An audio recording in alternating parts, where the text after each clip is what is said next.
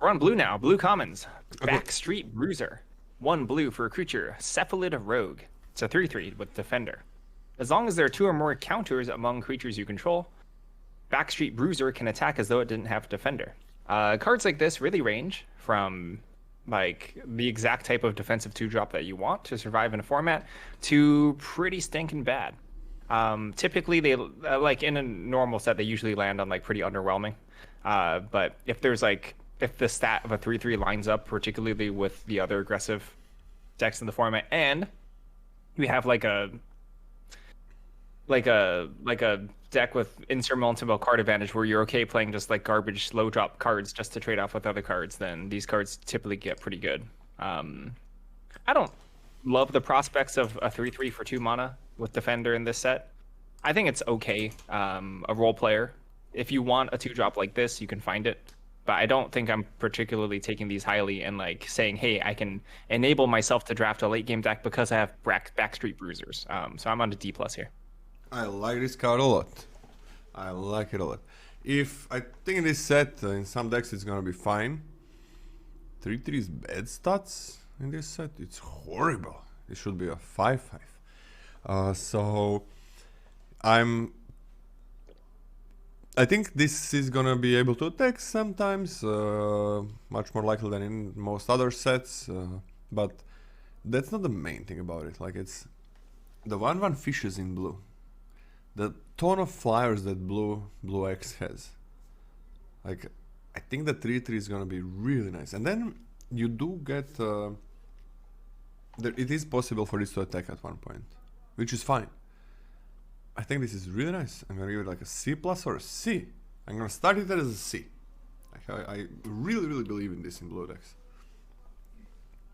3/3 is gonna be completely fine, and if it can attack and in a decent time, like before super late game, that's gonna be nice. Scotty, you read this one? I just need to put a food back in the fridge. Is that okay?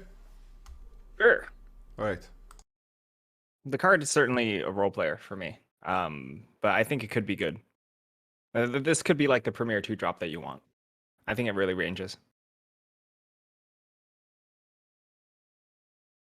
Broker's Veteran. 1 blue for a creature, human soldier. When Broker's Veteran dies, put a shield counter on target creature you control. Well, to be honest, if you're trying to live, Backstreet Bruiser is way better than Broker's Veteran. I don't know why. Is it just me? Since Lola's not here and we're not having a discussion anyway, is it just me or like names really hard to pronounce this set for some reason? Is it yeah, are the words just getting more complicated as we go? What's going on here? Or is it just me? Am I getting old? I think I'm aging. I think I'm deteriorating. My brain. Yeah, sure, I'll take a gummy.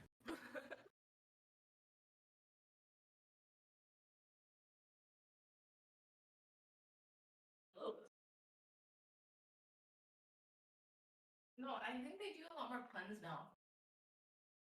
Honestly, so it's probably really unnatural to say those words. Is a shield counter better or worse than a citizen token? On average, better. I think. On average. You don't Ooh. What's up? you don't think I think they make a lot more punny or like alliterative. Maybe. But that should be easier to remember. I think I'm just getting old. What's wrong? I mean, I heard that you said that you think you're aging. You're probably aging. I might be aging. I don't know. Like, can you really prove that? To be honest, I don't prove know. it. Aging doesn't Show me even the mean math. that you're getting like old or anything. Yeah. I mean, you don't know how old I am. You can't tell if I'm aging. How old are you? Okay, so a shield counter when it dies, it's like a little awkward to be able to block something and then have the shield counter actually land on something. But if the shield counter does land on something, that's pretty stinking strong. And I think that's not super difficult to manipulate a scenario where you actually get a pretty stinking nice protected creature off of this. So I kind of like this as a 2-drop. This is a C for me. What about casualty? But on casualty, yeah, you can sack it, but then that means you need to develop another creature and then casualty this on top of that. And you said for yourself, most casualty cards, except for like an uncommon or maybe something I'm forgetting, is sorcery speed. So it's Yeah. not like we're gonna like combat trick this super often. It is. Most of them are sorcery speed. I don't understand why, but they are. Really not sure why. Really not sure. Or It like would be- timing restricted, like make disappear. It would be so Like interesting counterspell. if they were not. What do you say? I have this as a C. I think this is a fine 2-drop. Yeah, I like it as well. You know, I'm gonna put it.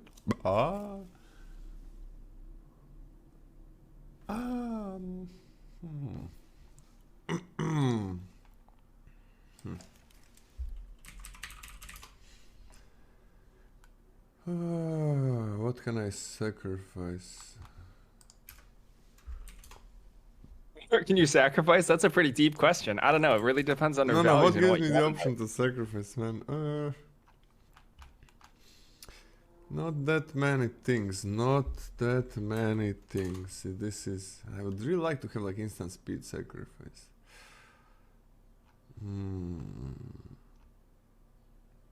Yeah, it just there's. It's I not that like easy. this. Like, The more that I'm staring at this and thinking about it, I'm gonna put this to a C+. yeah, it's Good more. argument. Good argument. Whoa, what? You just and hawed and convinced me. That's the power of your charisma. Yeah, see, guys, and it's a C plus. Case closed. C plus from me as well. There are some decent casualty cards, and this is completely fine to use it on. But just if these trades, that's fine, right? That is really good if this just trades. Shield counter doesn't stop sec. Oh no. So yeah, this seems nice. Seems nice. Okay, next one.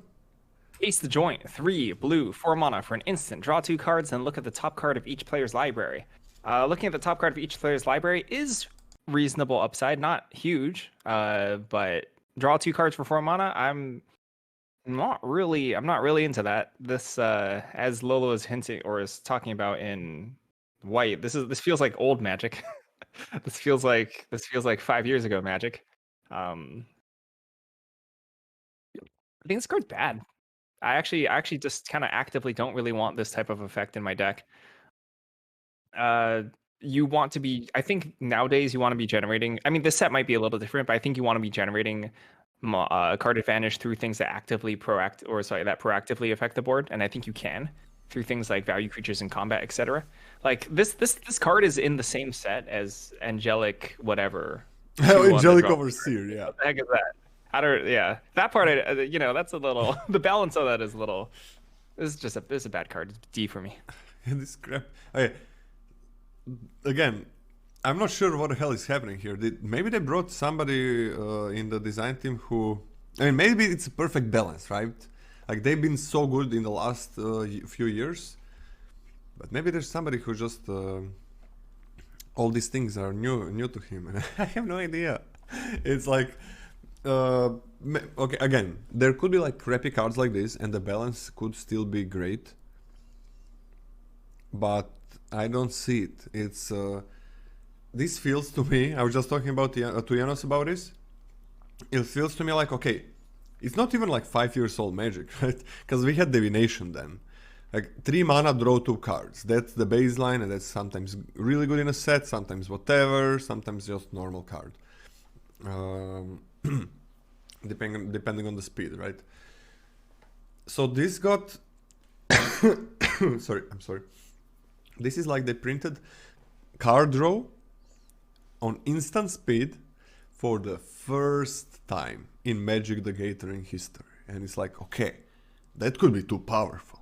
They could, like, you could save removal on instant speed, and you could save counter spells on instant speed. We gotta have it one more cost. It's like, is instant speed card draw too powerful? It felt like that was the question they were asking themselves. But then they printed infinitely stronger instant speed card draw in the last like 10 sets, 5 sets, whatever. And that answer was kind of answered. No, very powerful instant speed card draw for 3 or 4 mana is completely fine. I don't understand this. Looking at the top two cards is bad. It's an advantage, yes. Scry 1 is better. Like that is such a horrible information. It's just such a small amount of info. Oh, one card from the opponent, one card for myself. You're gonna see that card. You're gonna fucking see that card. Just wait few seconds, okay? Your turn is not gonna change too much by seeing one card on top. Few seconds, then you're gonna see it. So horrible. You should. What? Nothing. You're funny. It's just I don't understand what happened here. Did somebody new come to the design team to design few cards and then they put these in and white removal? I don't know. D. And again, This means it just means the set is pushed in different areas. exactly. That's also another thing. That's why I was saying how good the design team is in the last few years.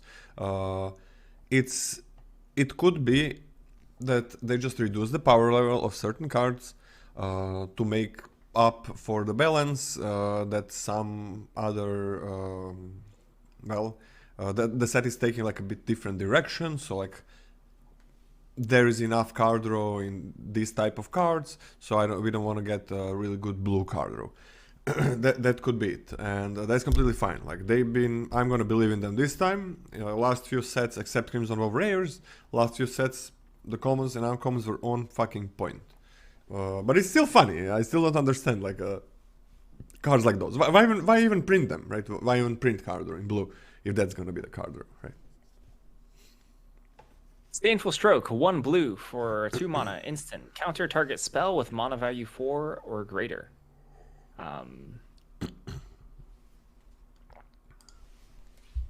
Yeah, I don't think there's anything inherent about this set, like mechanic-wise, that makes countering 4 or greater in particular any good. This timing, what I would describe as timing restrictive spells is usually much worse than they look in limited. But I don't like this card at all. I think the Disdainful Stroke in the set looks normal, and normal is a D for me.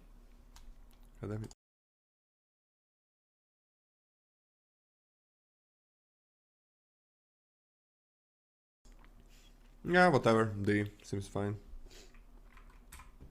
Disdainful Stroke is Disdainful Stroke.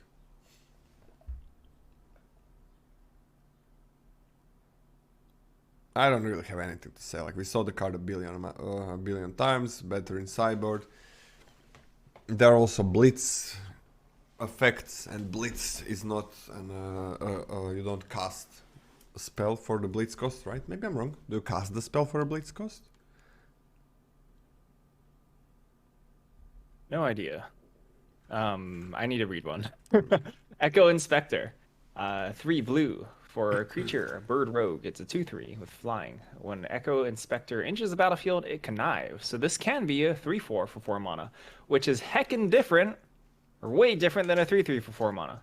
Like the 4th bit of toughness is phenomenal. The fact that this also loots when just enters the battlefield, even late game, looting away land is powerful. Looting away something relevant is nice. I think this card is good. This card for a 4-drop is quite good. This is a C+. Yeah, these connive cards like go in opposite direction of that card draw shit in instant speed. Equilest, what if the card was just 3 mana draw card, same effect? 3 mana draw 2 cards. That's it. No need for extra effects. It's completely fine. Just give us divination if this is the other thing. Beautiful. This card is beautiful. At least a C+. I get it. Hey, I know why there's so many bad cards. It's so you can discard them to connive. Big brain. There we go. Because basically all connive cards are amazing. Design solved. There we go. We should get hired at Wizards. There we go. I think so. There we go. Yeah, we should apply right now. Nice. Beautiful. Makes sense. Let's go. This card is either a B- or a C+. I am gonna start it with a C+, because it is a 4-drop, but it really could be a B-. It's amazing. Still, a 4-drop. You can't play too many 4-drops. What do you say, Scotty? You said a C+? C+ for me. Yep. Expendable Lackey, blue, for a creature human citizen. It's a 1/1. You can pay 1 and a blue to exile Expendable Lackey from your graveyard. Create a 1/1 blue fish creature token with this creature can't be blocked. Activate only as a sorcery. Premium 1-drop fodder. Yeah, heck yeah. You know, if connive is not a horrible mechanic, and if the design didn't mess up the archetype in general, I think this card will be premium. Extremely good. C+ for me. There's also casualty, but Oh, sorry. Sorry, I keep confusing the two, but it works with both. Heck it yeah. works with both. It works with both. Yeah. I was talking about casualtying, but connive also worked. Yeah. Yes. How do you write casualty? Huh? How do you write casualty? How do you write it? Yeah. I don't know. Let spell check do it for you. See, do you want, what is this a spelling bee? Casualty. What is the country of origin? Casualty. Oh, okay. I forgot about one letter. So on common, let me just see quickly. Like 3 for 1. Da, da, da, da.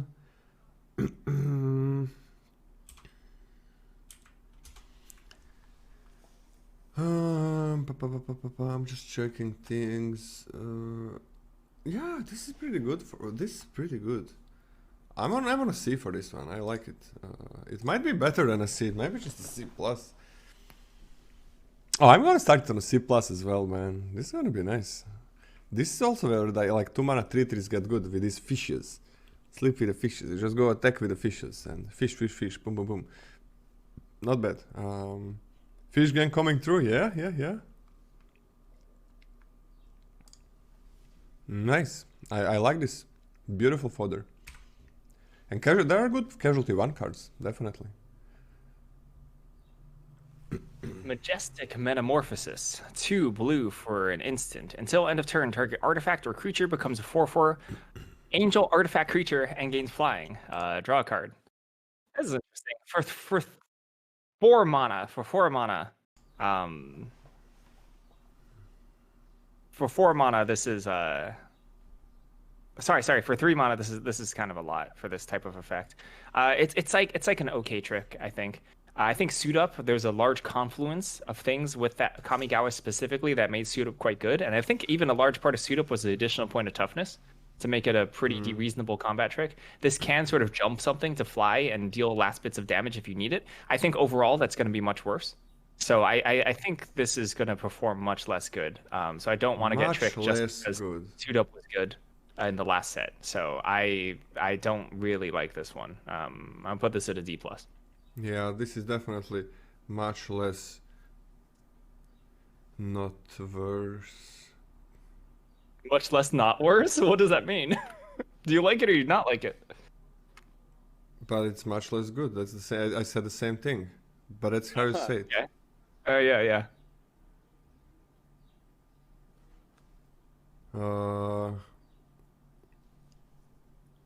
Hey, you can target treasures. That's true. You can turn your treasure into a blocker. Yeah, that's actually interesting, right? Yeah, the treasures, the artifacts. That's significant. Oh, that's fucking huge, man. Woo!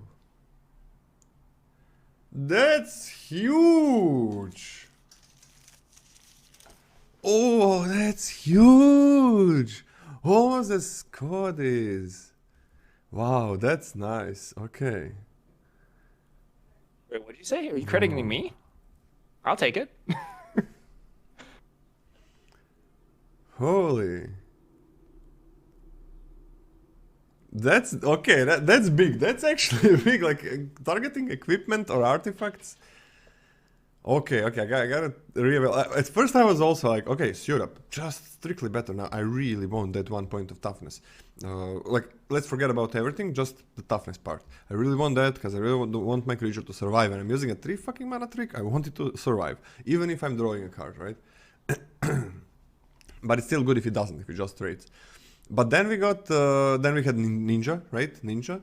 So you attack with a beetle and your opponent is kind of like, oh, am I gonna, I don't want to discard a card. Let's block. Suit Up, boom. Now your 3-drop is dead or whatever. Oh, but targeting a ninja, right? Targeting, an artifact. I'm gonna start this as a C-. I think it would be best to see this card as completely separate than Suit Up. I think that you'll be led more astray than not if you compare this card gameplay-wise to Suit Up. The Forget value about comes suit from up, forget treasure about it. aspect and the artifact aspect, not from the suit up clause. The suit up clause was a very specific limited format, which made it so like damned if you do, damned if you don't in terms of blocking. And also the extra point of toughness made a huge difference in terms of what it could attack past. This is a different card entirely. Yeah, this is completely different than Suit Up. Suit Up was, I mean, does anybody here even take Suit Up highly? No. Yeah. No, you Suit Up don't. is You Suit Up always is like did. a Man. top 6 pick. No, it's like top 6 pick. It's like on pick 6 is the earliest you're gonna take it. That's maybe true. But I've seen people take suit up like second and stuff. you're always and be gonna pretty get, reasonable about you're it. always gonna get Suit Ups. That's not a problem. Fuck Suit Up, man.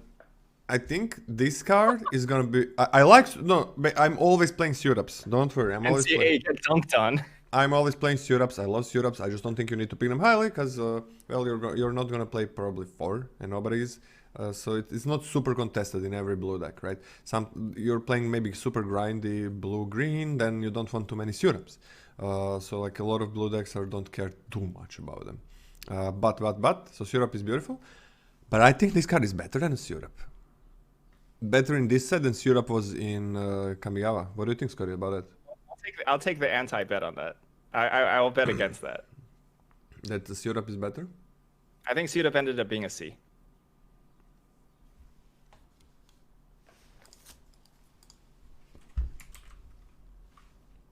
Well, then I'm gonna give this a C as well. What? that was not the argument I was trying to make, but okay. Well, good thing it's a D plus for you on the tier list. Hey, constructed takes a lot of time, okay? Okay. Were you checking my suit up grade? Mm-hmm. Amazing. I gotta change that. No, it's normal to leave some. Can't have every change up there. I'm probably actually gonna today and tomorrow check all the grades just to see if they align with my beliefs.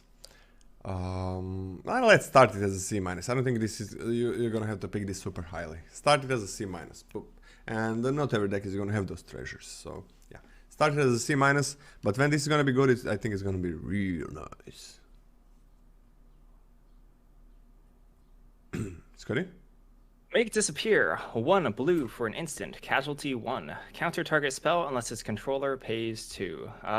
Yeah, I hate a quench. The casualty 1 part is interesting. So I think on its own, like paying 2 for a counter spell for 2 mana is hot garbage. That's not a good magic card. Even if like a reasonable amount of time you can cast this on curve and tag something, the fact that it has a pretty reasonable fail case is tough. And the fact that even if you copy this, like your fail case still emerges sometimes, right? Like your fail case can still come out even in like the hyper late game, right? If your opponent has like 7 mana and they cast a 3-drop, you can't even casualty to counter it. I think this is meaningfully better than Quench. Like you can double spell with this on like turn 5, and if you have an expendable creature, still counter something. Like even if they cast something cheap that you sort of need to counter. So I think that's fine. I still don't love it. I'm gonna put this at a D+. I'm gonna put this on a D. D. I don't care too much about it. Next. I just don't like counter spells in limited. I think sometimes they're gonna feel so good, but almost always they're gonna be 1-for-1s, and you gotta really wait for those. And a lot of times it's gonna be so hard to keep the mana open, but you're kind of gonna need to do it. And I'm just not a big fan of counter spells in limited, and I think nobody should be. Obscura Initiates, 2 blue for a bird citizen. It's a 2/2 with flying, and you can pay 1 hybrid white-black, and it can gain lifelink until end of turn. This is like a Windrake with upside. This is fine. This is fine. Lifelink is a very, very good ability to tag onto something, can really help racing. You can add lifelink onto in like multiple archetypes, blue-black, blue-white, you know, fits into whatever. Basically, any blue deck can probably pay for this. It would be hard pressed to find a blue deck that can't actually give this lifelink. It just depends on how much of that said mana you have, or sometimes maybe getting stuck on mana in those cases. 2/2 for 3 mana is not good stats. I think the racing aspect of it does help a decent amount. I'm gonna put this at a C. I think this is solid playable. Not so long ago, the 2/2 for 3 mana 2/2 flying with no text was really nice. Okay, when you say not so long ago, like you are talking like 10 years ago, right? No, everything This is the fucking second 10 time years. this You has know come what? 10 years ago. 10 years ago. Everything is 10 years ago for you. It's Yeah, like I feel like you're talking about it like it was yesterday, you it's boomer. 3 years ago. It's 4 years ago. No, 3 years ago was like a Korea. Really? Yeah, Oh, we're shit. old. Accept it. You're We're gonna old. die. I was young then, and I'm still young. Very well. Really? 3 years ago was Ikoria? Ikoria was 2 years. There you go. 2 years. NCAA saying wind rate sucked 3-4. What was 3 or 4 years ago? Okay, what was it? When did Dominaria come out?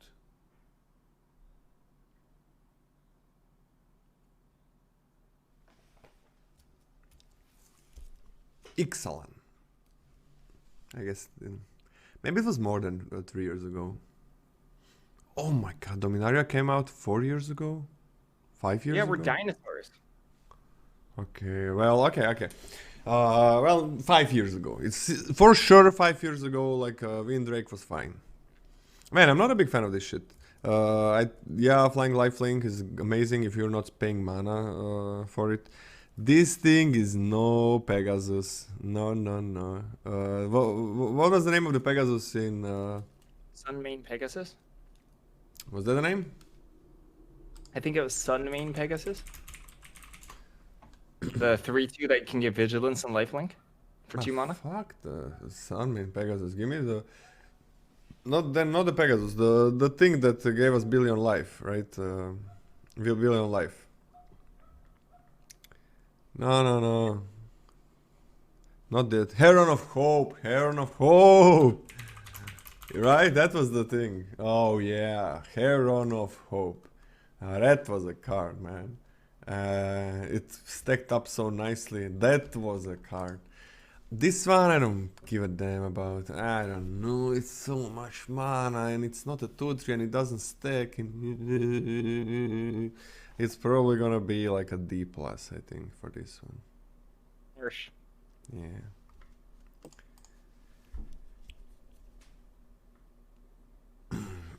Man, how... Am I wrong? Yeah. Am I very wrong? Let me see. Yeah, Heron was 2/3 for 4 with the same activation cost. But you got you life-linked with anything. You played 3 of those. Now, and it was life gain 3 on Pegasus just on its own. You have 2 Pegasi. You have 4 on both of them. 4, and everything else is +1. That was huge. Heron was beautiful. I fully agree that Heron of Hope is a much better Magic card than this card. I'm not gonna argue that point. Yeah, I know. I have so much love for it, man. I got used to Heron of Hope. I don't know. Yeah. Oh, this also feels like a card from ages ago. I mean, it's not bad, I guess. I mean, I'm just gonna... With that 2/1 fly... It is a citizen. Doesn't matter that much, I think, but it is.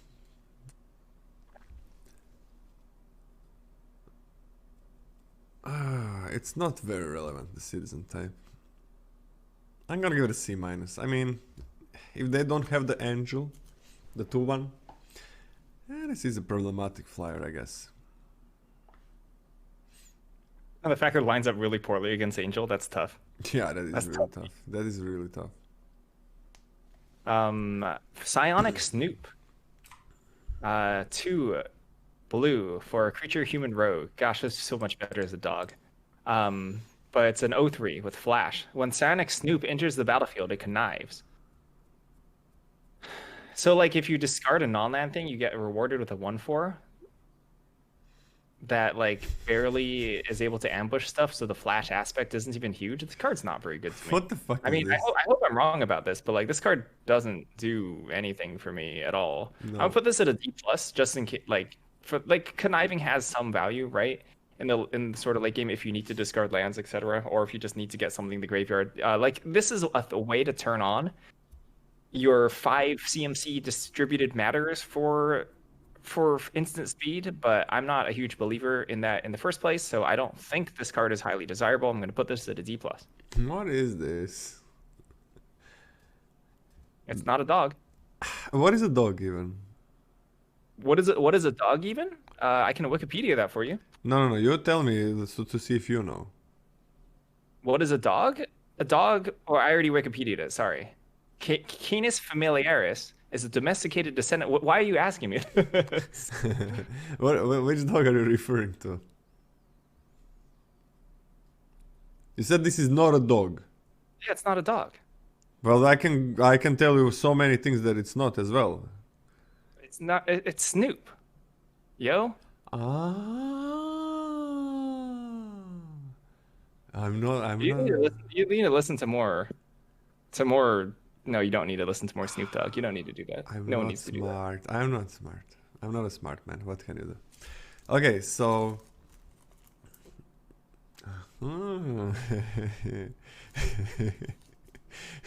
This is shit. I mean, looting is looting. Okay, what if this was 0/3 flash 0/3 draw card? What would it be then, Scotty? If it's an 0/3 flash flying, No, flash 0/3 draw a card. that would be a good magic card. It would be fine, right? But It would be fine. Yeah. yeah, it would be pretty good. It would be like a C+, right? Yeah. But it would be infinitely better than this thing. Infinitely. I mean, looting is over. Fuck that. I'm just gonna give it a D. I don't know. D, whatever. D. I guess it can. But I don't know. If it's not card advantage. What is this shit, man? Yeah, D because it does loot, and looting is always kind of fine, right? Even if it's on this terrible creature. Rooftop Nuisance. 2 blue for sorcery with casualty 1. Tap target creature. It doesn't untap during its controller's next untap step. Draw a card. So this is a card that's immensely hurt by sorcery speed. Yeah. The fact that you can't instant speed tap something, like when you have the instant speed tap cards, it's like such a big difference whether or not you use it on their turn or your turn. So this like sort of wants to be used like more proactively. You can tap 2 things down and they don't untap. You draw some cards. That being said, I think if it was an instant speed, I think it'd be almost too powerful. Like you draw 2 cards and tap 2 things down. That's almost too strong, I think. So I can understand balance-wise why this is a sorcery. I think this card's still reasonable. I think this is still a reasonable Magic card. As written, you know, if you have something that you don't mind expending, you just turn that, you basically cantrip an undesirable creature and you get to tap 2 things down. That's a fine rate. I think this is a C. Yeah, I like this as well. I mean, just tapping 1 thing, drawing a card, that's not bad at all. Okay, this one would maybe be a little bit too good on instant speed, but I would really like if they kind of somehow made almost all of the casualty cards instant speed, like sacrificing on instant speed. Now that's something I like. And these casualty cards also make what's the name, pacifisms even worse. So why would why would a pacifism in this set be worse than pacifisms from billion years ago? And because there are also cards like these that makes that pacifism even worse. I don't know. I can't understand it. It's poopy. Maybe because of that angel, like that 2/1 flyer draw card made 10 other cards bad, I think. Okay, beautiful. C, a super solid C. Wait. I'm kind of thinking about giving this a C+, man.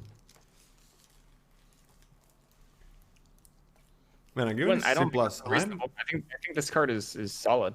I'm giving this C plus. This is super solid, right? All Even right. without casualty. And it's just divination, right? And tap 2 things and sec. Hopefully you have something lying around. That one that's gonna create fishes is pretty good here. Citizens, anything. Yeah. Yeah, I like this a lot. Late game, like remove something that they removed maybe. I like it. I like it. And chat is with me as well. There we go. Run out of town. 3 blue for a instant. The owner of target non-land permanent puts it on the top or bottom of their library. The value of this effect usually depends on sort of how much mana advantage you can gain off of like people stacking up equipments or like auras and stuff. Because normally this is not a particularly appealing card. Like we've seen this before. This doesn't answer something permanently. The opponent has a choice of whether or not they want to draw it again, which is a downside for sure. I'm not in love with Run Out of Town. I think it's fine. But overall, this is like it's like a C for me. A C? Yeah. Yeah, It's unexciting. C minus. Whatever. Okay. You lose a card, draw. They lose a card, draw. Whatever. They have maybe, I don't know. See, putting this in the same camp as Rooftop Nuisance is disgraceful. The cards I don't think are close together. What is a rooftop nuisance? The last card. I put them both as C, which is that can't be right. Oh yeah, that can't be right. So I'll what just are you put gonna C change? minus. What are you gonna change? It's this card that I don't think is very good. So I'm gonna put this C minus. And I'm kind of thinking about putting this to a D plus, and I am gonna do it. Put it on D plus, please, for me. Okay. This guy is poo-poo. Even if it costs 4 or if it costs 5. People remember what's the name? The drowned thing from Midnight Hunt. CB minuses and C pluses in chat. That's probably from Midnight Hunt aficionados. What's the name of the card? Drowned in Pimpek? I don't know. What is it? Revenge of the Drowned. Revenge of the Drowned. Yeah, Revenge of the Drowned. So Hekel is gonna understand what I said. So, and some of you. Oh, sorry, let's go back. Wait, sorry, where are we? Okay, here. Okay. Revenge of the Drowned was specifically... Are you not going to explain it? We're already taking bazillion hours anyway. Okay, so... I'm going to say it. I just didn't know I was going to laugh so much. I'm Okay. like a small boy. So, this card, Revenge, was same like Revenge of the Drowned, but you created 2 DK zombie with Revenge of the Drowned, which is kind of huge. The big deal was not that zombie makes the card so good, but that making that zombie is good in the mirror and some of the blue color pairs in Midnight Hunt, because usually blue is not very aggressive, but there, for example, the mirror, it was aggressive, getting out there on the board and then removing something. Even if you remove your card as well in your mana and getting that 2/2 means that you're gonna deal extra damage with it, means that you are gonna win faster. So that is the huge deal about Revenge of the Drowned in that set. It's not like, oh yeah, Revenge of the Drowned was just great in the set. No. We're not removing many tokens and so on. Revenge of the Drowned was not good in the set because of the effect of putting something on top. It was because the mirror and some other archetypes in blue were aggressive enough. Yeah, D plus for this crap. I said drowned in Pimpek, that means drowned in cock. Ah. Nice. I don't even know. I don't even know. Beautiful. Chef's kiss. All right, security bypass. 1 blue for 2 mana. Enchantment aura. Enchant creature. As long as enchanted creature is attacking alone, it can't be blocked. Enchanted creature has, whenever this deals combat damage to a player, it connives. I mean, before we do anything productive, let's derail again. I've got a real issue with this art because I don't know what the heck is going on. Is it 2 people entering a vault, or is it somebody miscasting their portal spell and like entering the vault, but like, or trying to enter the vault, but like casting it backwards, so they're actually leaving the vault at the same time? It's very bizarre. Is this so Is it 2 bizarre? people? Okay, we got this is important. Okay. Yeah, this is important. We got to figure this out. Yeah. So it's 1. It's definitely 1. But then they're failing their portal spell, right?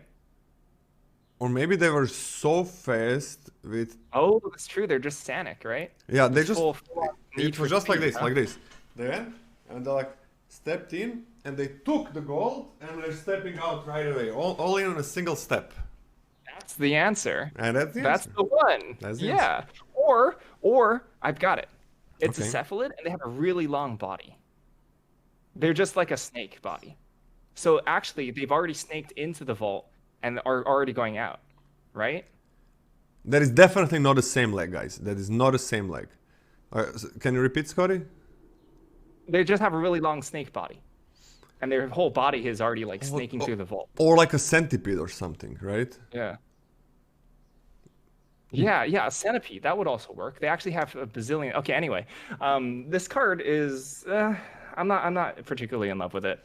I like this would be to me like this would be a role player if you needed more effects that could break board stalls, etc. Like I understand you can store snowball damage with this if you continue discarding cards, but I don't think you need to go all in on one creature in this way. Notably, the removal is poop in this set. So far, at least, it's been pretty bad. So like perhaps auraing up a creature is more reasonable to do, but even if you do that, I don't think that this is something that I'm particularly interested in. Like best case scenario, I don't know, you connive 1/1 double striker, right? And then it sort of starts snowballing that way. Like you trigger the white 1/1 that connives twice, right? You target it, it connives, and then you attack and connives again, whatever. I'm not super jazzed about it. There will be some use cases for this, but I'm not interested in picking this up early whatsoever. I'm gonna put this at a D. I believe a bit more. This is pretty powerful.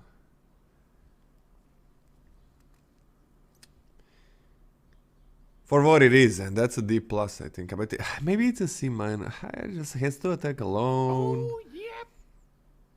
Hard poop. Thank you very much. Sorry. Appreciate the support. I'm a little embarrassed about myself for chuckling. No. That's normal. That's how it is.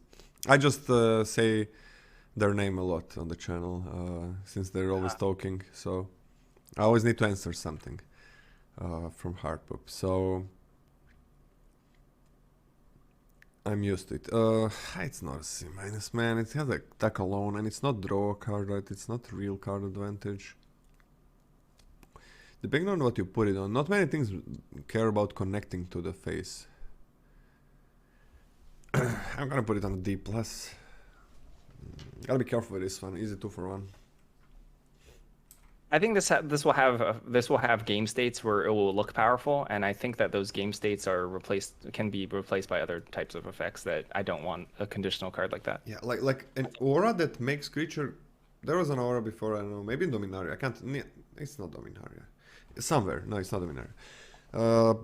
And similar auras to this one, but they were usually like +1/+0 unblockable, or just unblockable, or something like that. And those were never good. Those are just never good. Because you're spending a full card on it, even if it can attack with more things. Those are just never ever good. So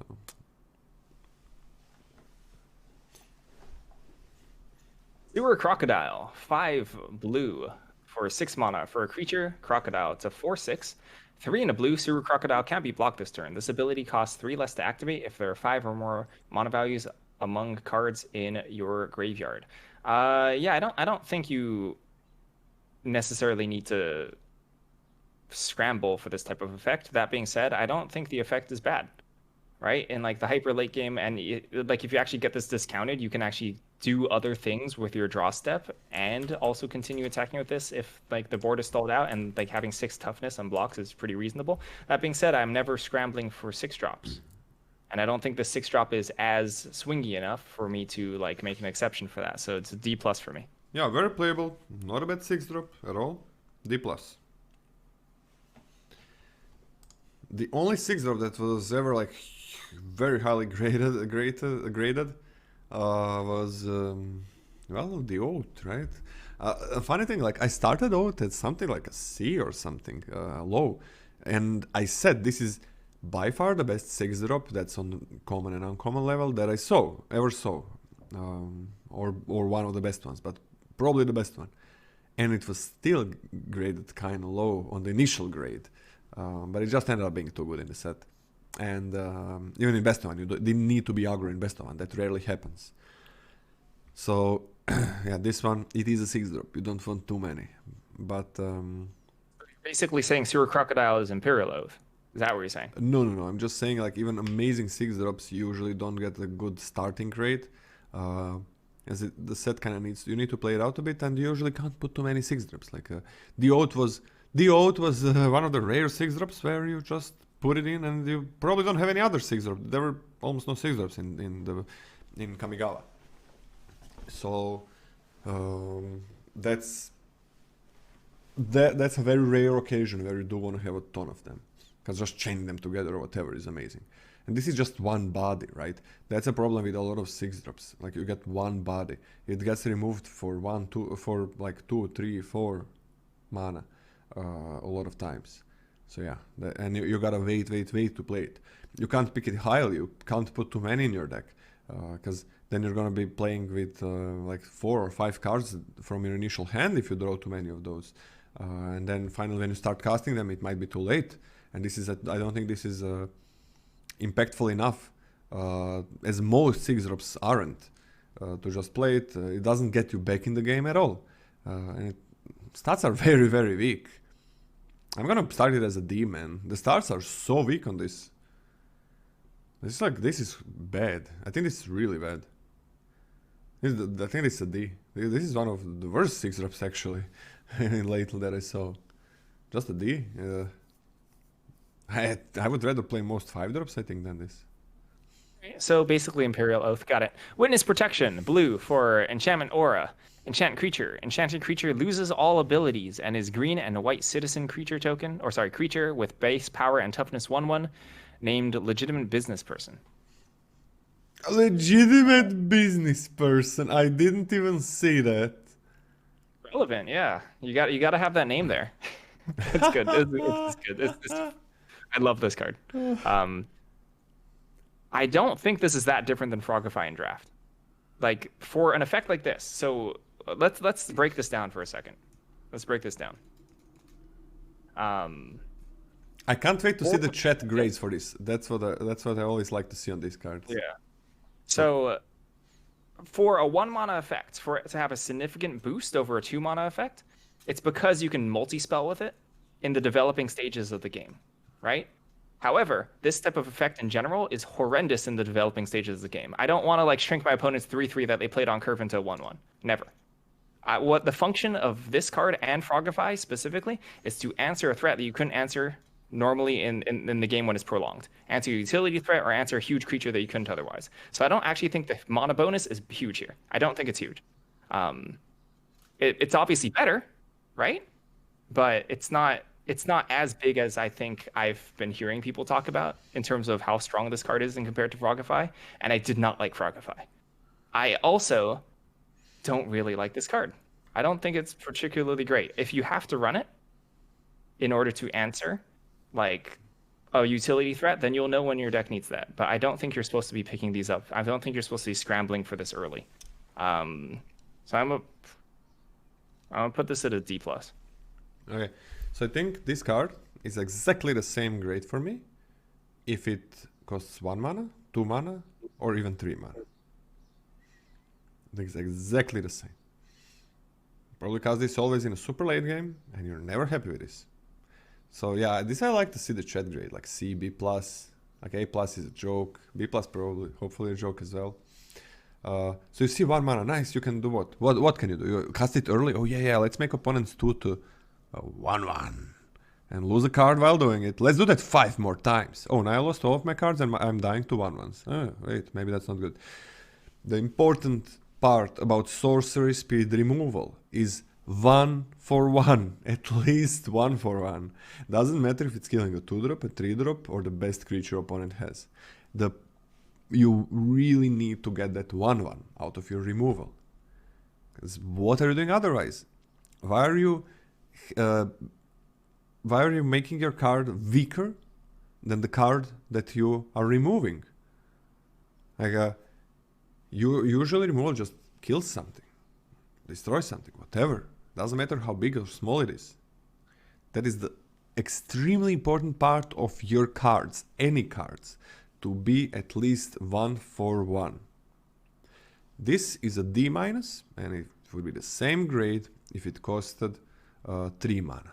1 mana doesn't do Love anything it. for it. Hard. What do you say? Beautiful. I love that you're going hard on this. This is horrible. This has always been horrible, never been good, and it's probably never gonna be good as well. There are casualty as well in this format, so that can even make it worse. But yeah, you do not want to give your opponent resources when you're doing your 1/1s. So, very important. Easy thing to think about these cards, whatever they are, if they're not 1/1, you're like, okay, but I'm just gonna play 1 or 2, right? So it's gonna be fine. Yeah. Imagine playing 5 or 6, and imagine playing all of them. That's always a good idea how to look at these cards. Get into extremes. Now, sure, a lot of cards don't work as 5, but cards with similar effects, like let's go for 5. You make 5 of opponent's creatures 1/1s. You lost 5 cards. They lost 5 cards, but they gained 5 1/1s. You're probably just gonna lose that game. Now, yes, a scenario always comes into mind. Oh, but opponent plays a 6-drop. And then I play this on that. Yeah, that's nice. You just made, I don't know, 6/6 into a 1/1. That's pretty fucking good. How many 6-drops does anybody play? How many 6-drops that don't have ETB effects does anybody play? How many 5-mana creatures that have no effect, just stats, and that's the main part of them? How many of those are gonna get played? Not many. Not many. So that's not gonna happen. If every... Oh, but I'm gonna remove opponent's bombs. Well, then every single removal is the best removal in the world. If removal says 7 mana, destroy gathered creature, it's borderline unplayable.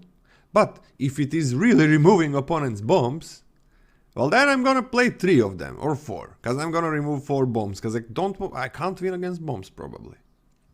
So that's a very, very wrong way to look at them. Works against shield counters. No, shield counters are counters. The counters stay on this. So counters stay on this. +1/+1 counters as well stay on this. Equipment stays on this. This can be removed because it's an enchantment creature, right? The creature can still be bounced.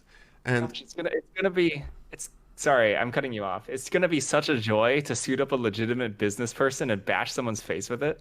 Oh, that's so good. yeah.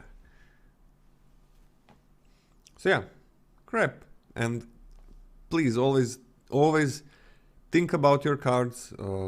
Think if half of your deck is not 1/1 but less than 1/1.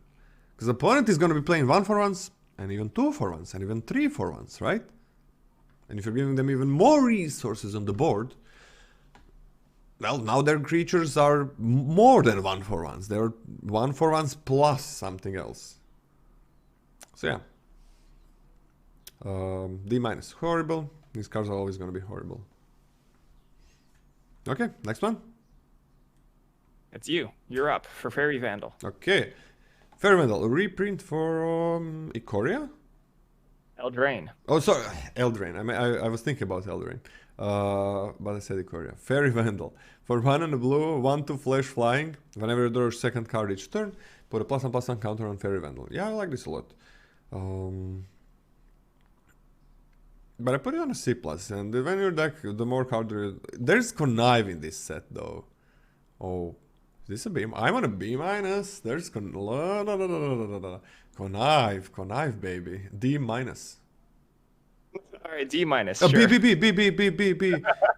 No takes two backsies. Okay. Anyway, yeah, this is good. B minus for me. Yeah, beautiful. Connive, baby. Better than in Eldraine, probably.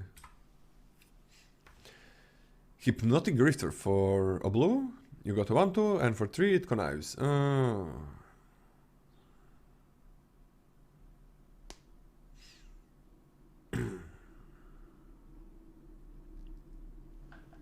You can't 1/1 Doomblade creatures with shield. Yeah, true.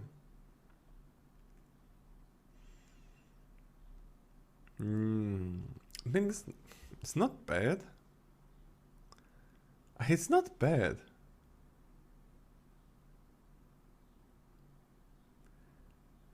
C minus. This is not a bad card. C minus. I don't think you want too many. You definitely don't want too many, but I don't hate picking this up a little bit earlier. Like this is power filtering in the late game for 6 mana, you know?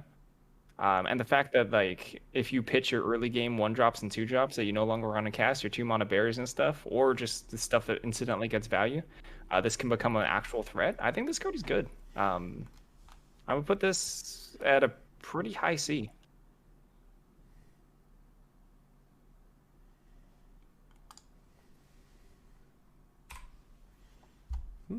I was thinking about C as well, but I don't think yet. A little chat for 1 and a blue. It's a instant speed, casualty 1. Look at the top 2 cards of your library, put one of them into your hand and the other one on the bottom of your library.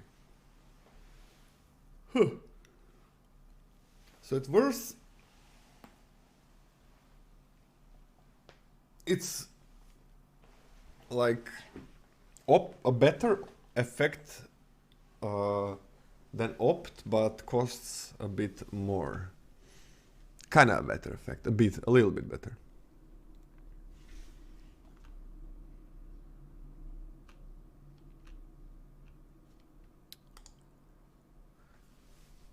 It's nice that it's instant speed. I think it's really nice that it's instant speed.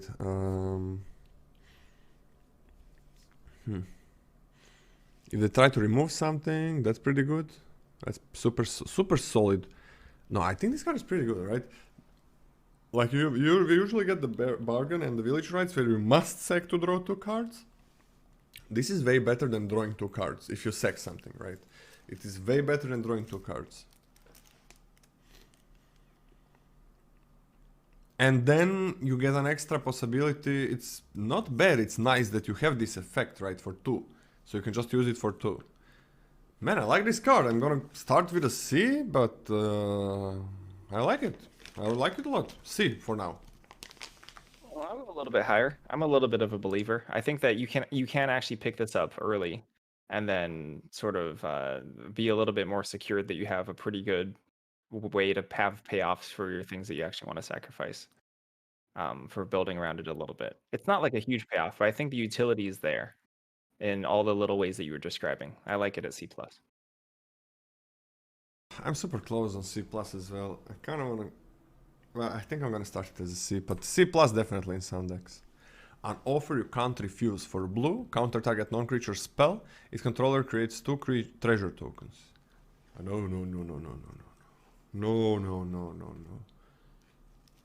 F. No.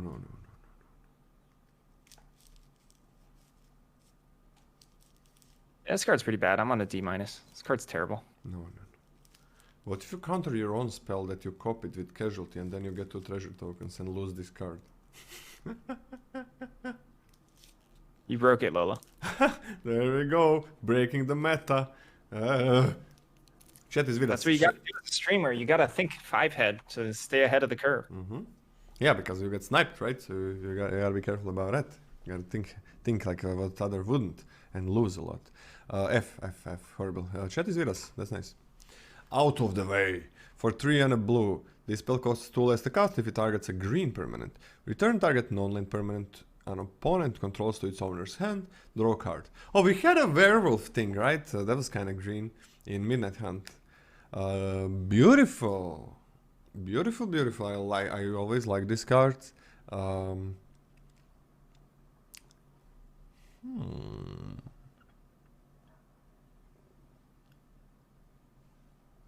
Green could be citizen, right? So that's always nice. Removing a 1/1 and drawing a card for 2 mana is nice.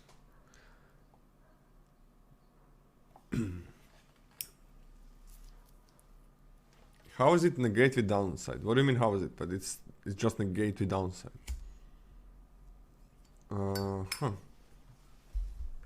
Yeah, Blink of an Eye is better.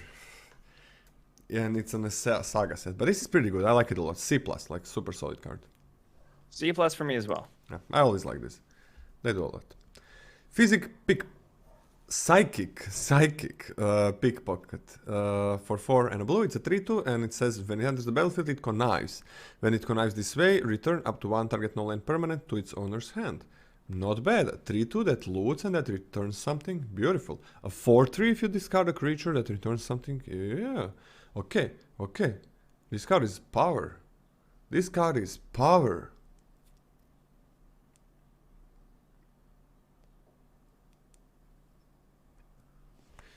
This card is good. Is it a B or a B minus? I'm gonna start it as a super high B minus. This card is the shit. Yeah, B minus. This is phenomenal for a 5-drop. Okay. Public Enemy for 2 and a blue. Enchant creature. And chat is with us. Not a creature. Okay, non-land permanent, even better. Public Enemy for 2 and a blue. Enchant creature. All creatures and attack enchanted creatures controller each combat if able. When enchanted creature dies, draw a card.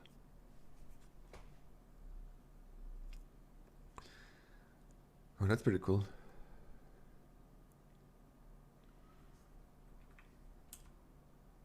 Now, connive is what?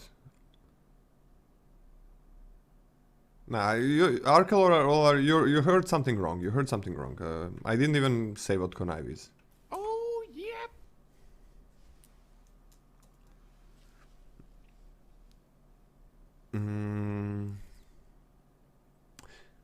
Thanks for the prime, Endo.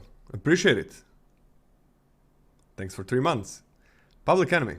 Ha. Everything has to attack. Okay, that's and when he dies, draw a card.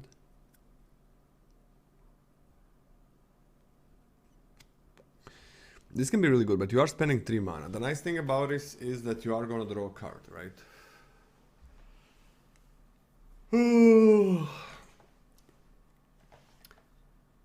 Can we start talking about this card? I gotta think. Yeah, I mean, this type of effect isn't new to Magic. We've seen sort of similar effects, usually albeit at rare or above or something like that. The fact that it holds your card hostage until that creature dies is pretty miserable. The effect you can very easily this is like a typical card that you can imagine an effect where this is extremely powerful. They have to chump attack their creatures into your board and you're crushing them, you know, you feel absolute power. Those situations don't pop up particularly often. And when they do, you're probably in a commanding position anyway where you could just draw cards and play a flyer and probably win that same way instead. But this card does nothing in a lot of different scenarios. It's even really far-fetched to try and cantrip this on a creature just for a floor scenario. Because like you cast it for 3 mana, then like you have to have that creature die, and then you get to cantrip for a floor. Brutal. I don't like this at all. D. The thing is, like, against so many scenarios, this is gonna be completely useless as a draw. I'm on a D as well, but in the best of 3 sideboard, yeah. I can sideboard check this, yeah. Yeah, I would also like to get it a sideboard. Like, this can be, if you expect to get in the board stall a lot of times, where nobody really wants to attack, this is beautiful. So we're giving it a sideboard grade? Yep, I'll give it a sideboard check. Nice, okay. Woo! Sleep with the Fishes! For 2 and double blue, enchant creature. When Sleep with the Fishes enters the battlefield, tap enchanted creature, and you create a 1/1 blue fish creature token. With this creature can't be blocked. All the fish tokens are like this. Enchanted creature doesn't untap during its controller's untap step. Talk about horrible removal in white. Talk about making blue removal better, right? I was talking about completion in the last set. How nice it is. How nice it is to see good removal in blue. Because there is no reason... Blue is not overpowered. No reason to not have like a fine removal spell. So this one is blue removal on steroids. On freaking steroids. Fuck the abilities, man. This has you create a 1/1 unblockable. Wow. B. Casualty? Sure. I don't care. B. This is one of the best removal spells I ever saw. B.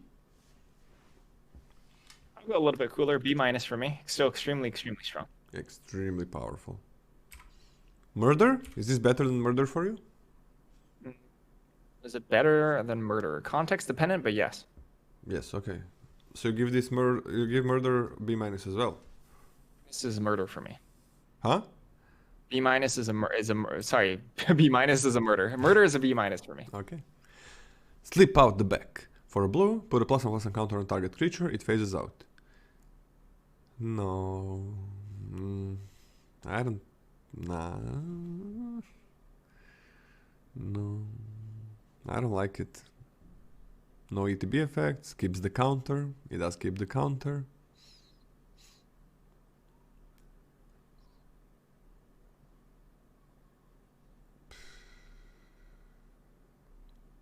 You can't free your pacifism or your fish cards. What? Sad. You cannot free your pacifism or your fish cards. Yeah. I don't like this a lot. It's a solid trick, I guess. Sometimes you can't win a combat with this. You just can't win a combat with this. D. This is just saving your things. D minus. No, D minus. This is like horrible. This is horrible. This is only saving your creatures for removal on that turn, and it makes them a little bit bigger. This is a trick that doesn't win combat, so it's not really a trick. This is like a protection, a mediocre protection. I think this is crap. D minus. Do you like side project? There is no blink. This is not blink. This is phase out. Phase out is nothing, no ETBs. I mean, guys, okay, think about it like from this standpoint. You put a +1/+1 counter on something and it phases out. If ETB effects would be triggered back, then it would lose a counter. Why the fuck is it given a counter that's gonna get lost? Why? I guess D. I'm gonna give it a D. It protects your things. That's fine. That's the only thing it does. Sure, it clears the blocker. Why not? It's extra effect. Bad effect, but it's extra effect. What do you say, Scotty? D. Not very good. Yeah. Scrap car, guys. You always... 99% of the situations you use this against opponent's removal. It's so super reactive and it doesn't reward you too much. Windshield Agent for 2 and a blue. It's a 2/3 that says it enters the battlefield with a shield counter on it. When Windshield Agent attacks, up to one other target creature gains flying until end of turn. Okay. Oh man, you can kill flyers with this. You can kill opponent's creatures with broken wings with this. Oh, that's pretty cool. Great job. Great. We did it. We did it. That's pretty cool. But this creature is just amazing. This like 2/3 shield counter, I think it would be great. And it also gives flying. Now, this card is crazy. B minus or B? What do you think, Scotty? I think it's B minus. I think this card is extraordinarily powerful in many ways. Not having flying itself, I think, is interesting in terms of gameplay. Not completely busted. If it had flying itself, that would be a busted Magic card, I think. That would be broken, but broken. the fact it's a 2/3 with a shield counter in terms of how resilient that is in terms of combat. Like, you're going to cast this on turn 3, not having any inclinations on attacking, and your opponent is going to be like, dang, my attacks are so bad now. And that's great. That's good. That's good stuff. So B minus for me. Okay. B minus for me as well. That card is amazing. Alright, Scotty, can you just give me 1 second just to see? Hello everybody and welcome to day 2 of set review with Scotty Nada. And Scotty, introduce us. Introduce us? Yes. All right. It's justlolaman with a yak icon, and it's me with a robot icon. Thank you for having me, Scotty. I'm drinking coffee, and the coffee is pretty mediocre. It's a Keurig cup coffee, and I don't know what Lola's doing right now because I don't have his stream open. I'm It's an Adobe Creative Cloud ad. Cool. Was that a good introduction? That was a I could great use some feedback. introduction. I'm trying to make a career out of this. That was a great introduction. Okay, nice. You should start streaming. And they I'm also drinking coffee. You know Oh, what? you're drinking coffee too? Yeah, Cool. and you know what I found Is out? it like really low quality Keurig cup like mine? What the hell is a cured? What's a Keurig? Oh, What's I didn't realize cured? that was What's a cured I didn't coffee? realize that was a maybe it's a just a national thing for me. It's like a coffee machine that you just put a little tiny cup in it and it spits out instant coffee. You Ah, don't like drip it or brew it yourself. It tastes awful, but it's really fast. okay, that makes sense. No, I just make it my own in a pot.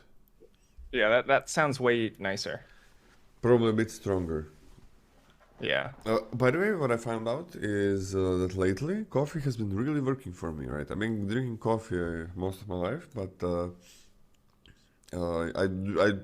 I feel every day usually I finish like the last cup of coffee right before I go to bed, and I just fall asleep. So it didn't really have much of an effect. Gee, that's that's somehow worse than me. That just means coffee didn't work for me. But lately, if I drink coffee in the like I noticed this. Actually, I noticed this yesterday, but it was like happening for a few weeks. That if I drink coffee before I go to bed, it's gonna be very harder to fall asleep. And that's Yeah. pretty good because that means it's gonna work better on me in the morning as well. I'm guessing, right? So it seems like my body is processing coffee in a bit differently now, and that's pretty good. I always wanted coffee to wake me up and things like that. Before it was just a ritual. Your announcement? What's up? You announce everything that everything's going live and stuff? Yeah. Okay. Give me like 30 seconds. I'm gonna do mine. Okay. By the way, everybody, we are done with colorless, done with white, done with blue commons and uncommons, and we are on to blue mythics and rares. Then we have black, red and green left, and multicolored at the end.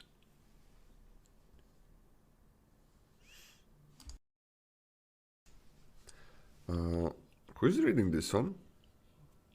I forgot. I think it's me. I think I'm reading the rares. Let me just see what was. Oh no, I removed them from the list. Okay, you go for the rares. You want to just go? You want to just launch? Green light go? Let's go. Let's go. All right. Let's just get going immediately. You're live, right? Here, I'm gonna test. We've been live for. I just get nervous when I literally see nobody, because then I always think that I did something wrong in terms of going live. Yeah, But we're good, it's right? also it's weird, right? It is also weird. We hear it is weird. Okay, yeah. I also checked if I was live. Hey, Genesis. Hey, Mojo. That's why I have my bot. I have robots to keep me company. So like, if no one is chatting, at least my robots talk to me. I have them set But up so it looks if like nobody's chatting, so they don't just spam the messages. So it's like it needs few line of text.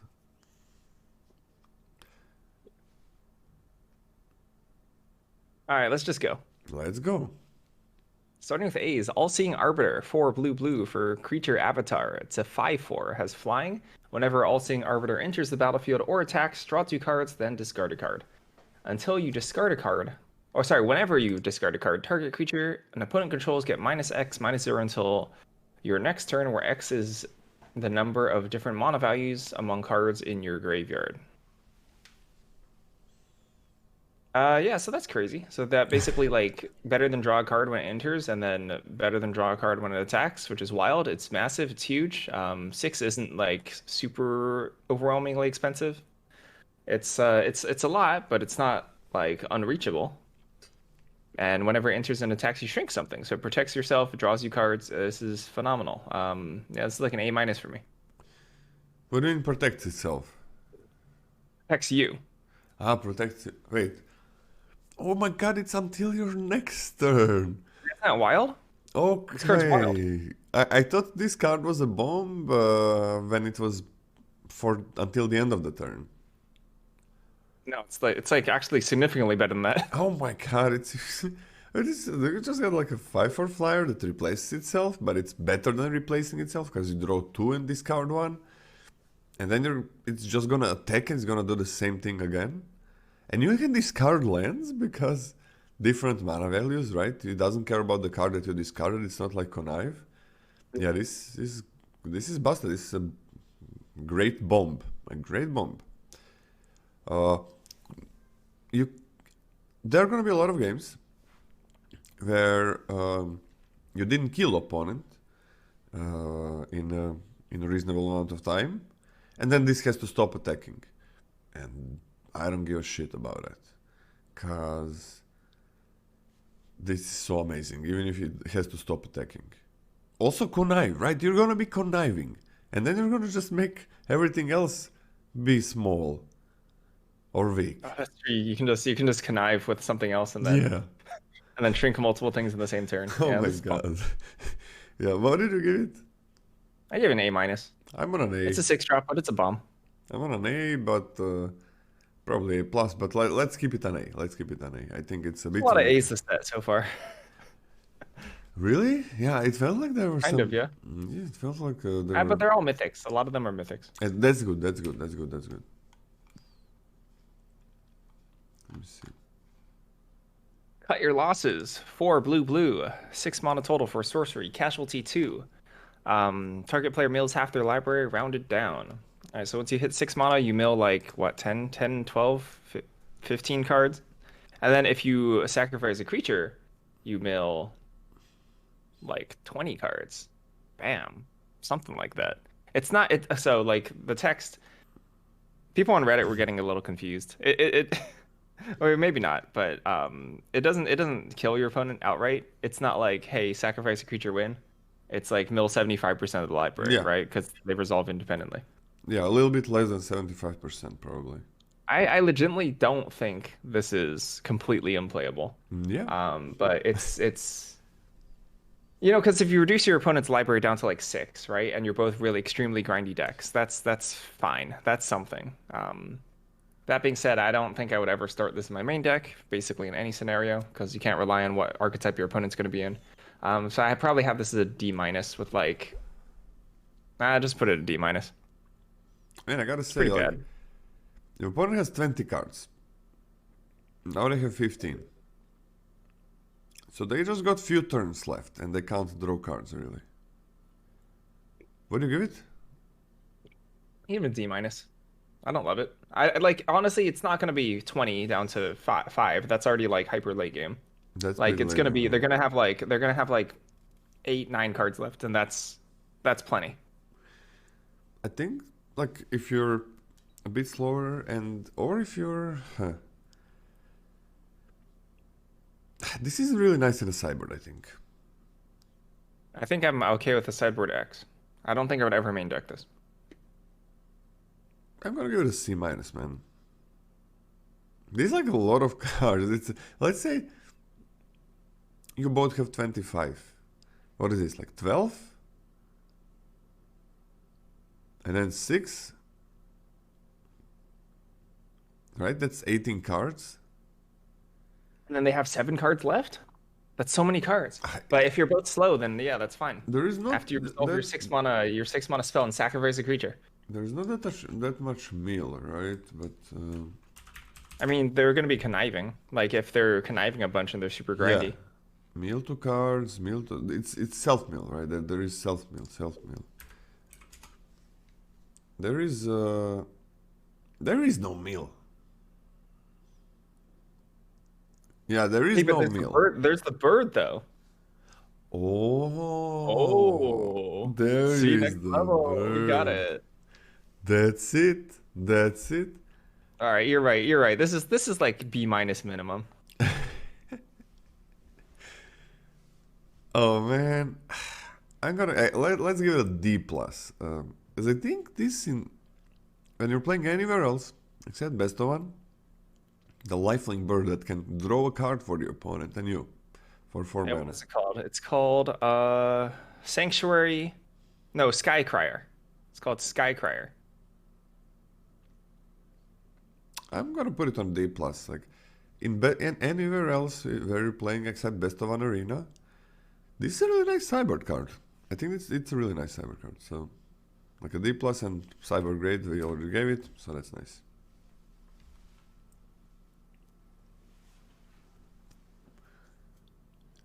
I'm just gonna blow my All right, nose. Errant, Street Artist, blue.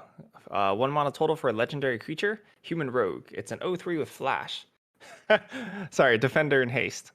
And 1 in blue, copy target spell you control that wasn't cast. You may choose new targets for the copy.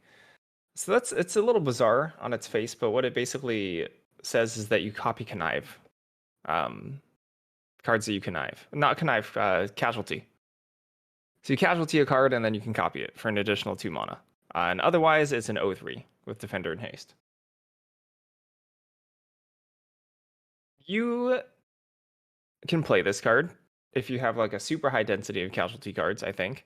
An 0/3 doesn't block particularly well. Like the difference between 0/3 and 0/4 in terms of blocking potential is actually pretty large.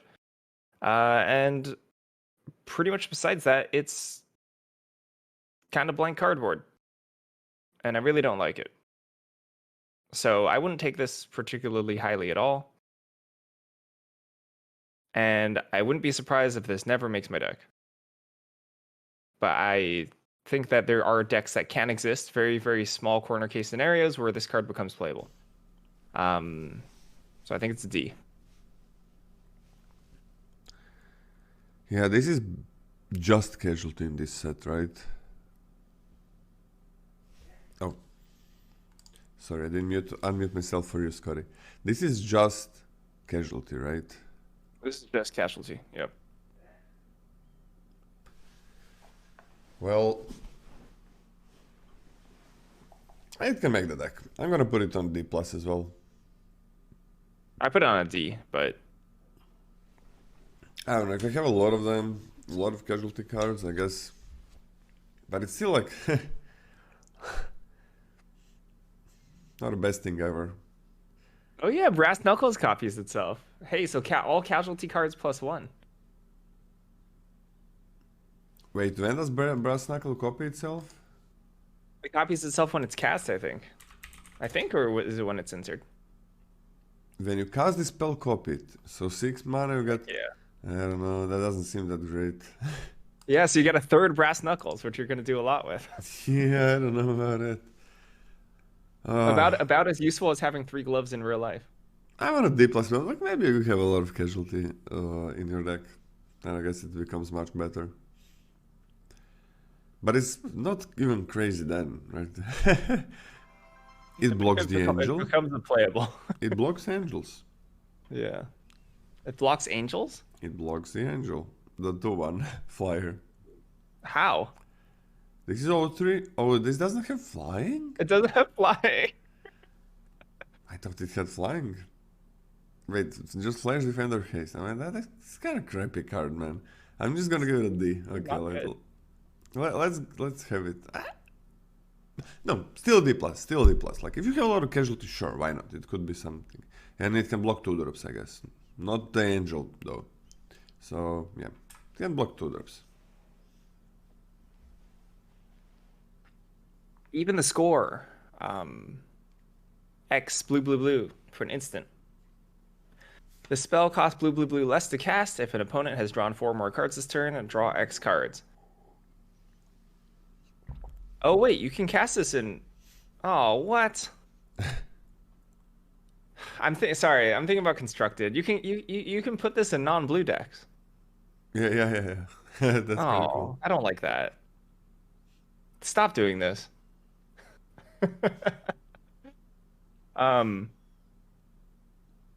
Whatever. But that's basically blank text for limited. I think, right? Is there anything that would remotely draw 4 at a common level? Not really, right? No. No way. You'd have to draw 3. You'd have to draw 3 cards in 1 turn. So if there's like a common draw 3, like discard 1 or something like that, then I don't know, like sideboard if they have like 5 of them or something. But yeah, I don't know. I think the rate on this is not up to snuff. I think for limited sets for a while.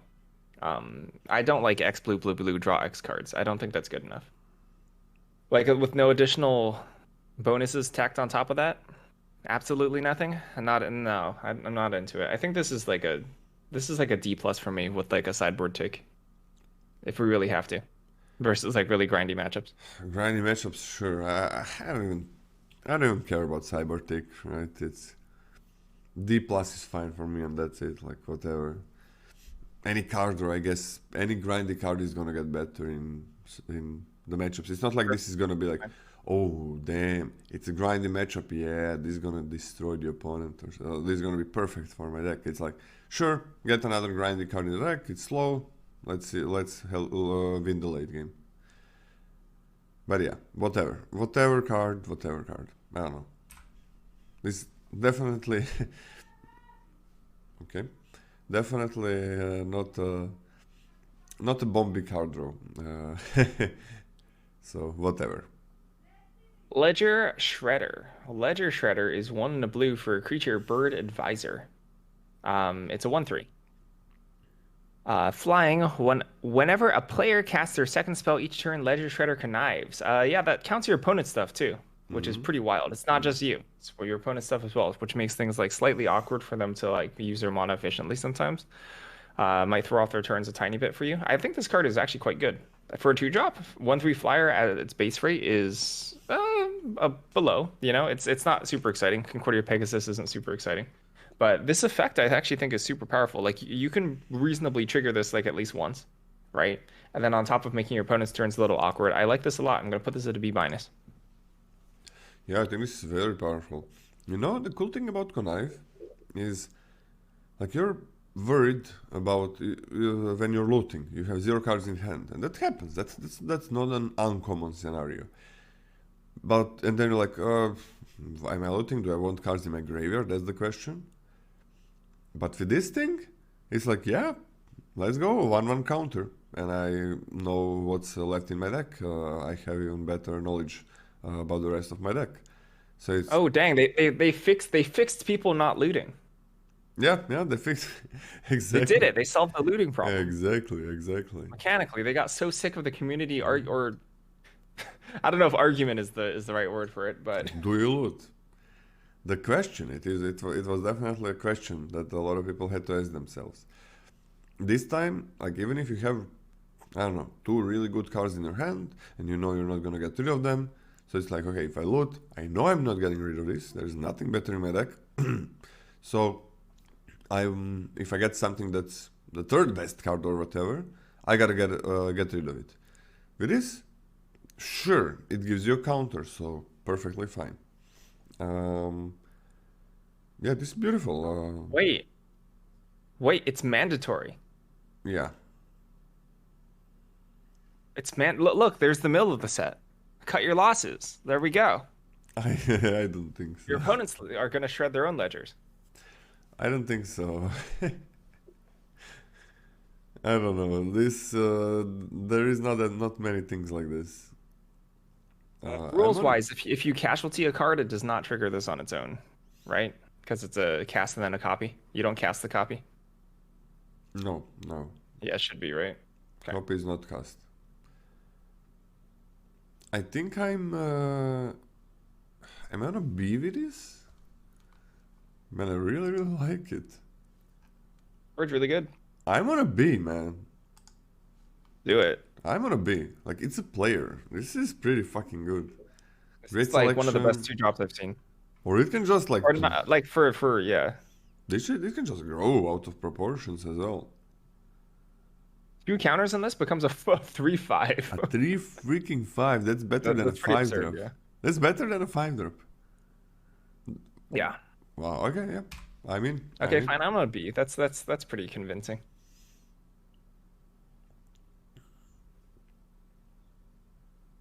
Reservoir Kraken. 2 blue for a creature Kraken. It's a 6/6 trample ward 2. At the beginning of each combat, if Reservoir Kraken is untapped, any opponent may tap an untapped creature they control. If they do, tap Reservoir Kraken and create a 1/1 blue fish creature token with this creature can't be blocked. The fish not blocking aspect is a huge part of this card because otherwise I think this card would be like pretty mediocre if it's like a conditional 1/1 token generator, right? But it's a conditional 1/1 fish generator, which is kind of nice. Like fishes in specific are kind of nice. I think overall, like the cards that give your opponents choice and stuff are usually, I mean, as I say, the quote unquote Punisher, or as we call them, Punisher mechanics. Um, they're usually like way worse than they look, which is why they look absurd, I think, on their face. Right? 6/6 for 4 mana, and then like otherwise just create 1/1 fishes, which is pretty phenomenal. I think overall this balances out to be quite a good Magic card. I think I'm pretty happy with this in most scenarios. Like you can't rely on this in the late game to just stabilize you, because like Ward 2 doesn't really matter because like the effect doesn't really work around Ward. Or sorry, the effect works around its own ward, so it's not like ward helps it become a better blocker. They just tap it. By tapping a creature, they don't have to like expend resources. So this is like I feel like 90% of the time a 1/1 fish generator, which I think is a very good Magic card. Yeah. So I think this is a B plus for me. I'm also on a high B plus. I mean, this is pretty bumpy, and as you said, like usually these effects look better than what they are. But it's just every part is good about this. Like even if opponent is choosing, if you're playing a 4-drop and you're gonna know what they're gonna choose, right? Most often. That makes a 1/1 unblockable, or that's a 4-mana 6. Like you slam this on turn 4 every single time, and you're super happy with it. And on turn 4, them tapping a creature is using a resource. More often than not, like maybe they have some kind of a citizen token or whatever. But on turn 4, like them tapping this can definitely be a resource, right? If they do it on your turn, well, they are gonna do it on your turn probably, right? So you can't attack. Then they're still losing a blocker and an attacker because they had to keep that one back. But I mean, they can just play a creature. You can tap creatures with summoning sickness, right? Without haste. So, but just making a 1/1 every turn, and it is something. The opponent still loses a blocker. Even if they're not losing the attacker, they do lose a blocker. And 1/1 unblockables, you get few of those, and this is amazing. I don't know how many of those they can give you, right? It's just like, that's a clog that you need to deal with. Or those can just block. I don't know. I love any part of this. Like I'm on a high B plus. Close to being a bomb, I think. Maybe very close, but This is a bomb. Hold on. I mean, it barely matters. Like B pluses, I usually take over everything else. But man, I don't even think if this was like a 4-mana. If this was a 4-mana 6/6, trample Ward 2, and that's it. I don't think that would be a bomb. So this is strictly worse than that. Right? You're right. Yeah, you're right. So it's like strictly worse than 4-mana 6/6 trample Ward 2. Because the opponent has an option of making it not a creature that can just attack after you play it or block. But still, amazing card. Amazing card. Like a lot of times this is gonna be a 6/6 and the opponent is gonna be like, okay, come at me. I'm gonna block, double block or whatever. But beautiful card.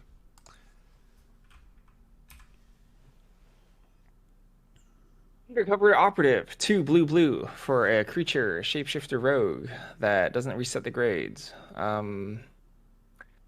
It's a 0/0. You may have Undercover Operative enter the battlefield as a copy of any creature in the battlefield, except it enters with a shield counter on that creature. Yeah, that's bonkers. Any copy. So clones are typically really powerful.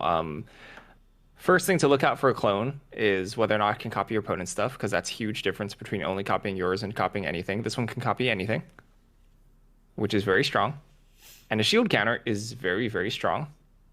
And combine two really strong things together, you have really strong Magic card. Dang, we're getting really good clones lately, aren't we? Yep. Mirror Hall Mimic was absurd. This card's absurd. This is a B plus for me. This card's super strong. Just the strongest creature in the battle. This is the best creature in the battlefield, no matter what. You play it, and it's the best creature in the battlefield.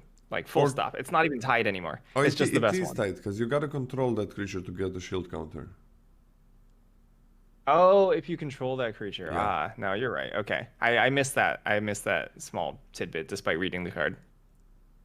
Which is, Actually, I think I stopped reading. Actually, I stopped reading Yeah. after shield counter, didn't I? I was like, did you stop reading? I was not sure. Like, did he say it? But I was not here in my head. It's still morning. Yeah. What happened? No, I just saw the parentheses like a line down. I'm just like, oh, the rest of it is reminder text. So I'll just stop. I'll just stop there. Okay, that's fine. It's still a B plus for me. I mean, Yeah. this is a bonker play. I'm still on the same grade as you, like, right? B plus, beautiful card. Yeah, you want to copy your own creature. It's opponents gotta have something really powerful for you to copy that, or you gotta have no creatures on the battlefield. But I mean, opponent having something really powerful to copy for 4 mana, that's a pretty good deal. Again, like you just copy a 3-drop on curve. This is like one of the rare clones that are fine on curve, right? Let's say you play a 3/3 that does maybe something on turn 3.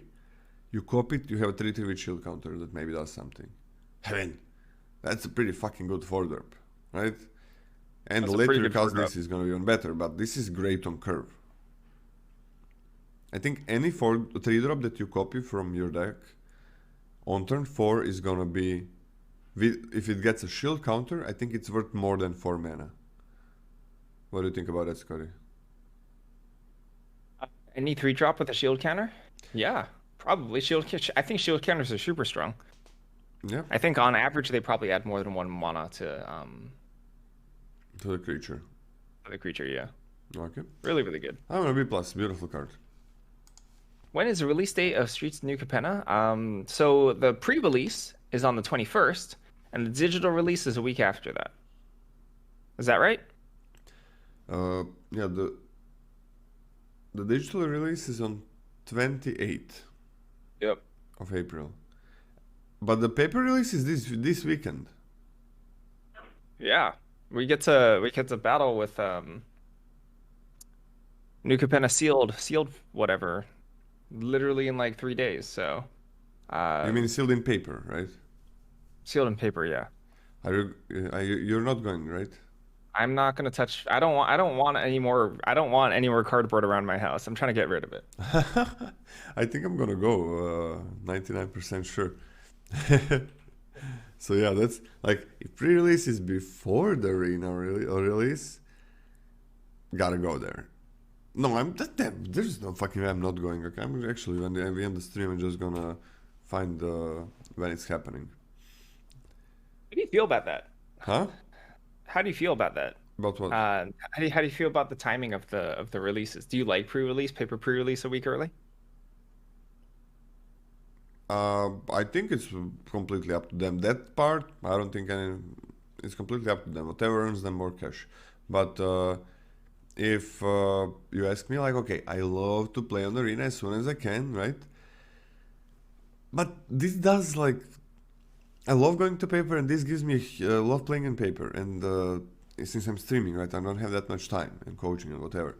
But this kind of incentivizes me to like, okay, yes, this is the first time I'm gonna see the cards and make a deck from them and play them.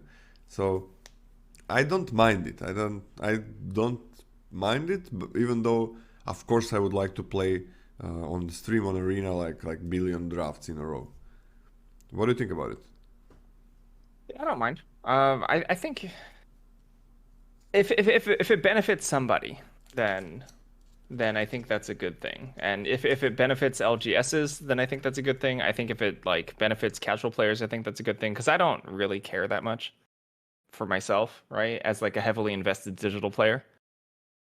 Like just because people get their hands on it a week early, that doesn't make me like upset or anything, or that doesn't like devalue the excitement that I have about playing it once it goes online. So I'm fine with it. Same. Yeah, I don't know. It's might make me more excited, right? Because I'm gonna be looking at the cards that I got from the pre-release and so on. This this is completely fine. What I would I don't think I think this is not like there's nothing to be like angry about this time. Usually, I'm like with choices that change something. I'm like, there's something to be angry about. But this is nothing like that, right? Some people want a release to be on arena first. Some people on paper. Some people at the same time. Whatever. When I went to the last pre-release, probably would go to this one no matter what. But this makes it like I have no experience. It's pretty cool to have no experience on the pre-release, like no experience with actually drafting and playing the set. That's I had a super not awkward, but like I think the highlight of that moment is that I went to a pre-release like a long time ago when I used to collect, paper magic cards. I was playing at a pre-release, right? And then someone asked me during a round, it's like, "Oh, how do you know all the cards already?" And then I had to tell them, "Oh, I've drafted the set 8 times." It's like, huh, yeah, maybe this isn't the best. Because this person clearly only plays like Magic like once a set or whatever at pre-release, and then they're just like, "Oh, how do you know all the cards already?" When was that? I don't remember what set that was, but I think it was one of the Ravnica sets or something like that, Yeah, I got a like pre-releases. Ravnica Allegiance or something. Yeah. Like before, when pre-releases were not at the same, the paper pre-releases were happening before the set release on Arena. I also had like it's not like that really, but I had people like explain to you what the card is doing. I don't know, you ask them. Oh, can you see for a second? They explained like I know all the cards. It's no problem. I just wanna see one thing. Shortens up the time, But the pre-release, we're going off track a little bit. The freaking pre-release for this for Neo was a little bit fucked up for everybody, because 1 hour is not enough to play full three games. It is not enough. Rarely something crazy happens. One person gets landslide, land screwed, okay. But a full three match games in paper, it is not enough. You gotta like constantly flip the cards, constantly put the counters, move the counters around. Nobody was finishing the games. People were drawing. Everybody was like, you win one and that's it. You win one and you probably won. That was what it was. 1 hour is not even close to being enough to play it fully. Yeah, it depends on the format too. There's certainly some formats where like there's no way you're finishing a match in an hour. At a pre-release, yeah. My brother said like, "Oh, of course you can finish. Just if you're gonna lose, just concede."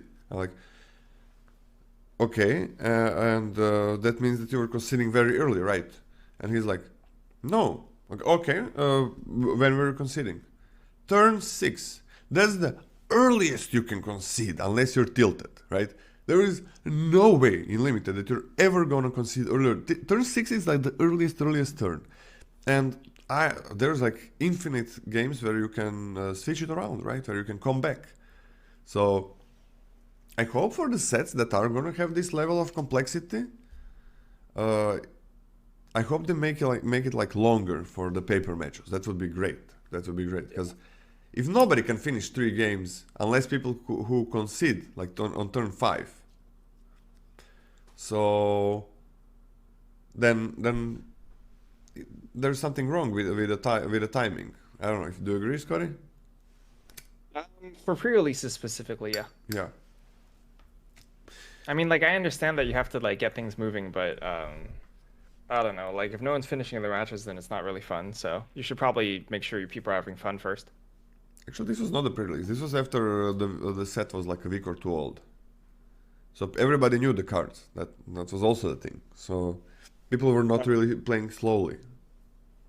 No, this was not like people were rushing like to do things and quickly do things because they realized after their first and second match, man, this is not gonna be good. I gotta like quickly play, and then I gotta concede. It was still a shit ton of fun. It was amazing, but yeah, Mojo was on the tournament with me. Okay, Scotty, are you done talking? Can we go? Yeah, wiretapping. Four blue, 5 mana total for an enchantment with Hideaway 5. Whenever you draw your first card during each of your draw steps, draw a card. Then, if you have 9 or more cards in hand, you may play the exiled card without paying its mana cost. What this basically does is 5 mana, do nothing immediately, but the next turn and then on forward, you just draw an additional card each turn, which is not super powerful. I don't really like that effect. The hideaway will basically never happen. You're like hiding away and you're tucking like a land or something. Basically. This is like what, Curse of Surveillance? Except worse, because Curse of Surveillance drew immediately on your end step, right? Or it drew on their draw step, I think. Curse of Surveillance drew on their draw step, I think. Whatever. Okay. But that card was like medium, right? This card is medium. I think it's playable, but I don't particularly like it, nor do I really want to take this highly. Like, okay, there's formats where this ranges to be a lot better, right? Like if you can reasonably play this and then expect to live for 4 turns, which is like turn 9 plus, then sure, that's fine. This is also a terrible top deck, right? This is like way worse of a top deck than like 5 mana draw 3. Which is not even a good magic card on its own. So I don't like these cards at all. But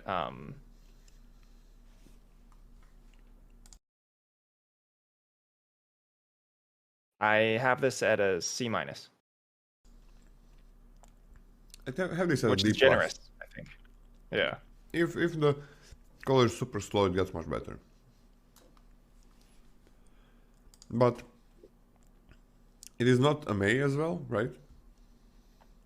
And you're never gonna have 9 cards. Never gonna have 9 cards. Yeah, it's not a May, so you can't even play that like in the game.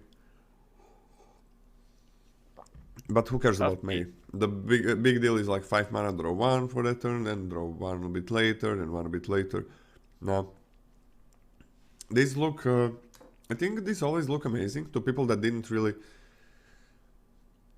have experience in drafting these cards in different sets, right?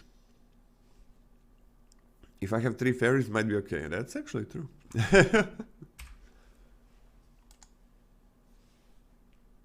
Oh, we are done with the rares and mythics in blue. Okay, not many super broken cards, right? There's just one. Which is the Arbiter? There's And that's the Mythic? Arbiter. Yeah, and then the next one that was the best after that was the was the bird, right? The 2-drop bird? No, sorry, the Reservoir Kraken. The Reservoir Kraken was super good. The copy. I'm Yeah, just thinking about the there's some Kraken. good rares. Man, I'm There's just good thinking about rares. the Kraken. Like, what grade would you give to a 6/6 Ward 2 Trample? That's it. B+. Yeah, I think so too. And I don't think And I this... think with the Punisher downside, I think it's still B+. Yeah. I don't think it puts it a lot lower, but it definitely lowers the grade, like hypothetically, but both parts are really nice. Blue seems like poop in comparison to white. Does it? I